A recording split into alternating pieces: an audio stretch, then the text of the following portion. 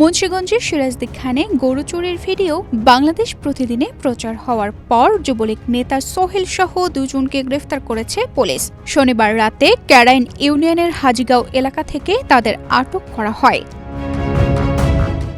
জানা যায়, সোহেল ক্যারাইন ইউনিয়নের যুবলীগের প্রচার ও প্রকাশনা সম্পাদক এবং স্থানীয় আওয়ামী লীগ নেতা ইসরাফিলের ছেলে। রূপায়ণ lake castle, welcome to the land of piece. অপর আসামি কসাই মকবুল। পুলিশের দাবি, তাদের তথ্যের ভিত্তিতেই জবাই করা গরুর 4টি পা ও বিক্রির ৫,৬৭৫ টাকা উদ্ধার করা হয়েছে। গত ৬ মে মুন্সিগঞ্জের ঘোড়ামারা গ্রাম থেকে একটি ষাঁড় চুরির ঘটনা ঘটে। সিসিটিভি ফুটেজে সোহেল সহ কয়েকজনকে গরু নিয়ে যেতে দেখা যায়।